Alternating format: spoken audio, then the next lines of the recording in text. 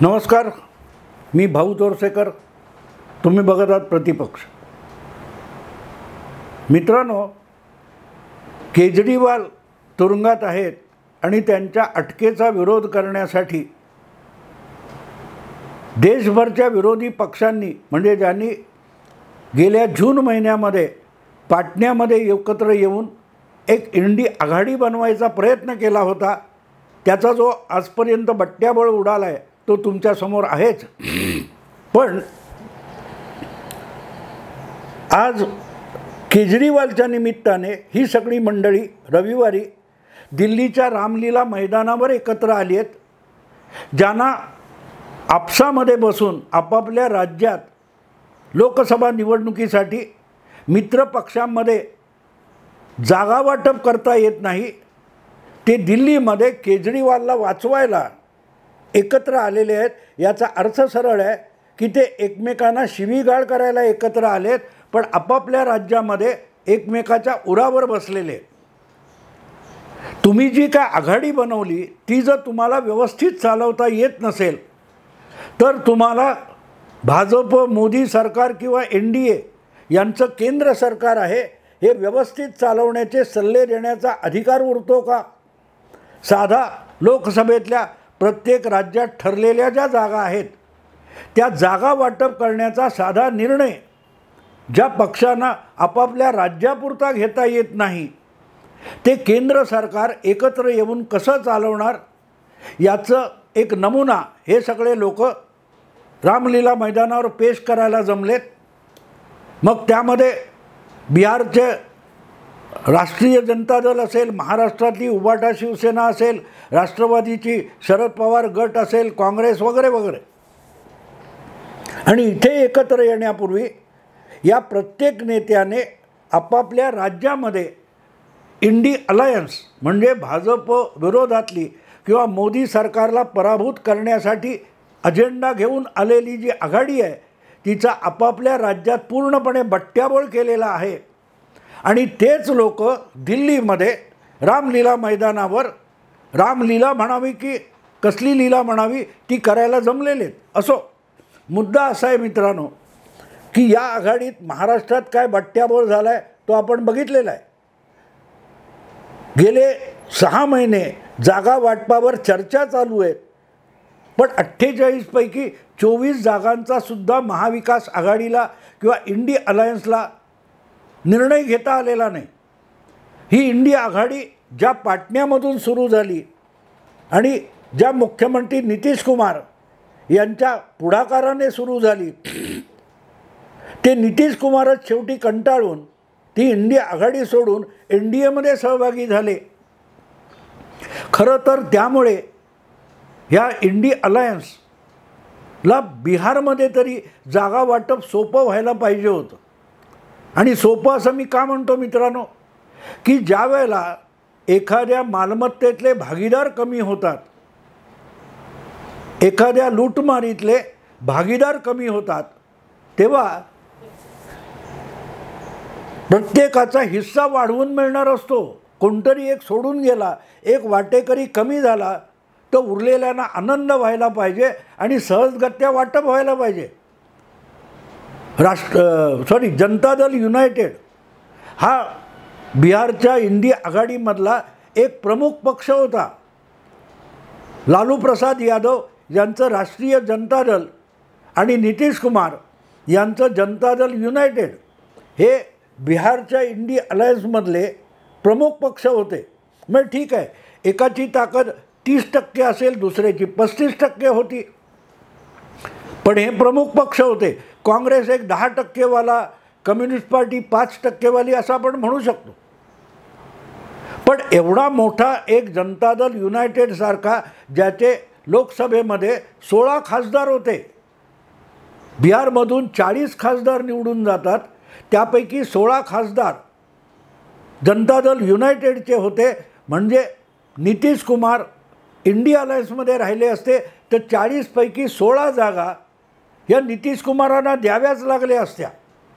आणि मग उरलेल्या 24 जागांमधून काँग्रेस, कम्युनिस्ट राष्ट्रीय जनता दल यांना वाटणी करावी लागली असती.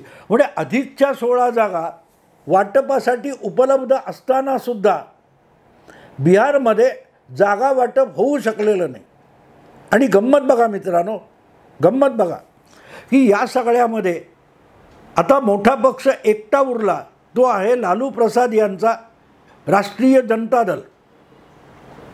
त्या राष्ट्रीय जनता दलाला 39 जागांच्या वाटपामध्ये सिंहाचा वाटा मिळणार हे उघड होतं. आणि त्यांनी 26 जागा मागितल्यासुद्धा आणि घेतल्यासुद्धा. 26 जागा त्यांना, काँग्रेसला काही 10 जागा, मग कम्युनिस्ट गट जे आहेत त्यांना उरलेल्या काय असतील त्या 4 जागा, असं वाटप झालेलं आहे. पण तेवढं जागा वाटप झाल्यानंतरसुद्धा हा आकड्यांचा वाटप होतं. जागा म्हणजे आकडे वाटले, 40 पैकी 26 किंवा 24 काय तुम्हाला 10 यांना, 2 त्यांना, 2 त्यांना वगैरे वगैरे. पण त्या जागा कुठल्या असतात यालाही महत्त्व असतं. जागा कुठली याला महत्त्व आहे.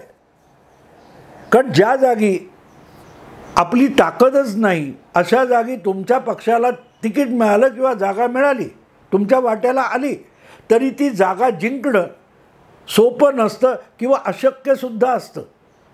आता गंमत लक्षात घ्या की हे करताना नितीश कुमार निघून गेल्यामुळे इंडी अलायन्स जी काही बिहारमध्ये शिल्लक उरली त्यामध्ये आपोआपच लालू प्रसाद यांचा सगळ्यात मोठा वर्चस्व निर्माण झाला. लालू म्हणतील त्याला जागा आणि लालू नाकारतील त्याचा ठणठण गोपाळ, ही गोष्ट सरळ होती. आणि लालूंनी नेमकं तेच केलं. या निवडणुकीपूर्वी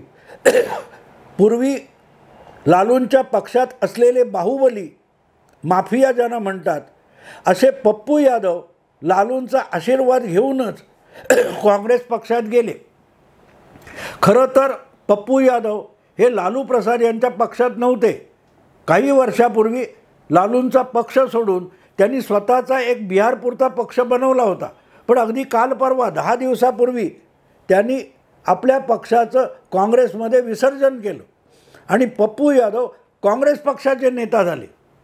आणि त्यांची अपेक्षा सरळ होती की आता आपल्याला काँग्रेसतर्फे लोकसभेत पोहोचता येईल, लालूंच्या पाठिंब्याने पोहोचता येईल आणि पप्पू यादव यांचं वर्चस्व जे आहे ते पूर्णिया जिल्ह्यामध्ये आहे. आणि त्यामुळे काँग्रेस आणि लालू यांच्या मदतीने पूर्णियामधून आपण आरामात लोकसभेत जाऊ, ही त्यांची अपेक्षा होती. आज त्यांना ह्या कुबड्या घ्याव्या लागतात. याचं कारण असं आहे की 15-20 वर्षापूर्वी लालू प्रसादांचं जेव्हा राज्य होतं किंवा त्यांच्या पत्नी राबडी देवी मुख्यमंत्री होत्या, त्या काळात हे पप्पू यादव वगैरे असे शहाबुद्दीन नावाचे एकापेक्षा एक माफिया बिहारमध्ये पोचलेले होते. पण भाजप आणि नितीश कुमार यांचं संयुक्त सरकार 2005मध्ये आल्यानंतर हळूहळू करत कायद्याचं राज्य प्रस्थापित झालं आणि पहिल्यांदा या माफियांचा पूर्णपणे बिमोड करण्यात आला. आणि माफियांचा बिमोड झाल्यानंतर आपोआपच लालू प्रसाद यादव यांचा वरचष्मा बिहारमधून कमी होत गेला. त्यामुळेच मग फाटाफूट झाली, बऱ्याच गोष्टी झाल्या. सांगायचा मुद्दा असा मित्रांनो की अशा पप्पू यादवनी मोठ्या अपेक्षेने आपला पक्ष काँग्रेसमध्ये विसर्जित केला होता आणि काँग्रेस आणि राष्ट्रीय जनता दल यांच्या आघाडीतून काँग्रेसतर्फे पूर्णियाची जागा पदरात पाडून घ्यायची आणि लोकसभेत पोहोचायचं हे त्यांचं गणित होतं. पण लालू प्रसाद हा अशा सगळ्यांच्या बारशाच्या घुगऱ्या खाल्लेला नेता आहे. भले आजारी असेल, वय सरकून गेलं असेल, फार बोलायचं नाही, पण वाजवायचा, त्याचा बाजा वाजवायचा, कसा वाजवायचा हे लालू प्रसाद यादव पुरेपूर ओळखतात. त्यामुळे काँग्रेसमध्ये आपला पक्ष विसर्जित करायला पप्पू यादव निघाले तेव्हा लालू प्रसादांनी त्याला आशीर्वाद दिलेला होता. पण मनात मनात लालू प्रसाद म्हणाले होते, तू काँग्रेसमध्ये जा नाहीतर भाजपमध्ये जा, पण पूर्णियातून तुला लोकसभेवर मी जाऊ देणार नाही, हे मनोमन लालू प्रसाद बोलले होते. आणि त्यांनी प्रत्यक्ष वेळ आली तेव्हा नेमकी तीच गोष्ट केली आहे. जागा वाटप म्हणजे आकडे जे आहेत, 40 जागांचा हिस्सा प्रत्येकाला आकड्यांचा देण्यात आला. पण जागा देताना लालू प्रसाद यादव यांनी काँग्रेस आणि पप्पू यादव यांचं बरोबर बूच मारलं. पप्पू यादवला पूर्णियाची जागा पाहिजे होती आणि लालू प्रसादनी ज्या काँग्रेसला जागा देऊ केल्या त्यामध्ये ही पूर्णियाची जागा संपूर्णपणे नाकारली. ती जागा आपल्या पक्षाकडे ठेवली आणि बीमा भारती नावाची कोण महिला आहे, कुठच्या पक्षातली आहे मला माहीत नाही, पण ती आत्ता राष्ट्रीय जनता दलात दाखल झाली आहे. तिला लालू प्रसाद यादव यांनी पूर्णियाची जागा देऊन टाकली आणि नुसती जागा दिली नाही तर अधिकृत RJD उमेदवार म्हणून जे अधिकार पत्र लागतं, काय ते AB फॉर्म लागतो, तो सुद्धा देऊन टाकला. त्यामुळेच आता 1-2 दिवसात त्या बीमा भारती त्या उमेदवारी अर्ज भरणार आणि काँग्रेसला पप्पू यादवला पूर्णियातून तिकीट देणं अशक्य आहे. थोडक्यात फक्त पप्पू यादव याचीच लालू प्रसादनी गोची केली नाही तर काँग्रेसचीही गोची करून टाकली. कारण काँग्रेस हा बिहारमध्ये लालू प्रसादांच्या दारात बसणारा लाचार भिकारी आहे. जे काय पदरात पडेल ते आपलं. या पलीकडे काँग्रेस लालू प्रसादना टर्म्स डिक्टेट करू शकत नाही. सबब आता पप्पू यादव याला पूर्णियातून बंड करावं लागेल. त्यामुळे ते काँग्रेस विरोधातलं बंड असेल आणि तो इंडी आघाडीला सगळ्यात मोठा धक्का असेल. आता ही गोष्ट झाली तिथली. बेगुसराय नावाचा एक मतदारसंघ आहे. भाजपचे गिरिराज सिंग म्हणून तिथून निवडून येतात, केंद्रीय मंत्री आहेत. गेल्या वेळेला त्या मतदारसंघातून कन्हैया कुमार या तरुण कम्युनिस्ट उमेदवाराने निवडणूक लढवली होती. CPI या कम्युनिस्ट पक्षातर्फे कन्हैया कुमारने ही निवडणूक लढवली होती आणि 3ऱ्या क्रमांकावर जाऊन तो पराभूत झाला. याचं कारण असं की तेव्हासुद्धा काँग्रेस पक्ष आणि लालू प्रसाद यादव यांची आघाडी होती 2019मध्ये. कन्हैया कुमार हा दिल्लीच्या JNU जवाहरलाल नेहरू विद्यापीठाचा विद्यार्थी, तिथल्या विद्यार्थी संघटनेचा अध्यक्ष होता. आणि तुम्हाला आठवत असेल त्या कोण तो अफजल गुरु, त्याच्या पुण्यतिथीनिमित्त जो कार्यक्रम करण्यात आला तेव्हा तुकडे हो गे भारत तेरे तुकडे हो गे इंशा अल्लाह वगैरे घोषणा देण्यातून लोकांच्या नजरेत भरलेला हा तरुण नेता हा तेव्हा दिल्लीच्या JNU विद्यापीठात कम्युनिस्ट पक्षाच्या विद्यार्थी संघटनेचा अध्यक्ष होता आणि तिथूनच तो एकूण JNUच्या विद्यार्थी संघटनेचा अध्यक्ष झाला होता. त्यामुळे ती लोकप्रियता विद्यापीठात मिळवल्यानंतर तो 2019ला बिहारमध्ये लोकसभेच्या निवडणुकीला उतरला. तेव्हा ती जागा कम्युनिस्ट पक्षाला द्यायला लालूंनी नाकारली. कारण लालूंना आपल्या तरुण मुलाच्या समोर, तेजस्वीसमोर दुसरा तरुण नेता बिहारमध्ये नको होता. म्हणूनच कम्युनिस्ट पक्षाने मागितली असतानासुद्धा बेगुसरायची जागा लालूंनी तेव्हा कम्युनिस्ट पक्षाला दिलेली नव्हती. पण तरीही कन्हैया कुमार हा कम्युनिस्ट पक्षातर्फे उभा राहिला. पाटण्याच्या कम्युनिस्ट पक्षाच्या कार्यालयामध्ये त्याने स्वतःचा AC आणून लावला, आधुनिक थिएटर केलं होतं. नंतर कम्युनिस्ट पक्ष सोडला तर तो AC वगैरे काढून नेला होता. हे नाटक झालं होतं.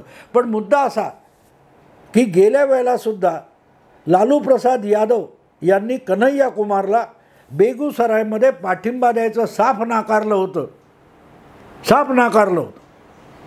त्यासाठी कम्युनिस्ट पक्षाला दुखावण्यापर्यंत लालू प्रसादनी मजल मारली होती. तर आज परिस्थिती अशी बदलली की लालू आणि काँग्रेस यांची युती आहे. तर बेगुसरायमधून लोकसभेवर पोहोचण्यासाठी किंवा ती जागा लढवण्यासाठी कन्हैया कुमार यांनी आपला पक्ष सोडला, कम्युनिस्ट पक्ष सोडला आणि कन्हैया कुमार हा काँग्रेसवासी झाला, काँग्रेसचा नेता झाला, राहुल गांधींचा अत्यंत निकटवर्ती आणि विश्वासातला नेता बनला. राहुल गांधींच्या शब्दाखातर लालू प्रसादना बेगुसराईमध्ये आपण झुकू ही त्याची अपेक्षा होती. पण लालूसुद्धा लालू आहेत.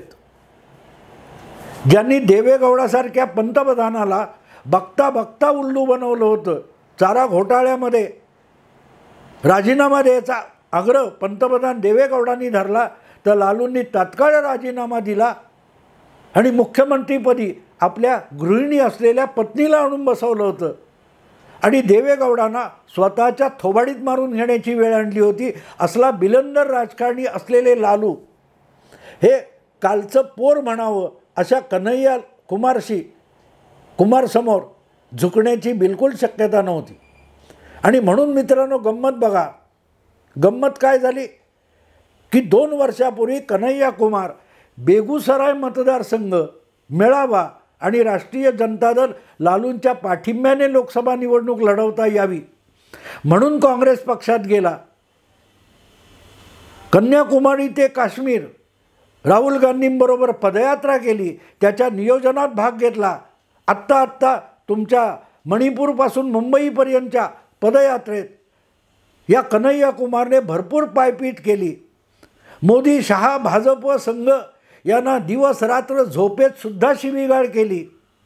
वेगवेगळ्या चॅनेलवर जाऊन भाजपच्या नावाने शिमगाप केला आणि एवढं सगळं करून राहुलचा विश्वास संपादन करायचा आणि त्यातून बेगुसराई मतदारसंघ मिळवायचा, एवढंच उद्दिष्ट या कन्हैया कुमारने ठेवलं होतं.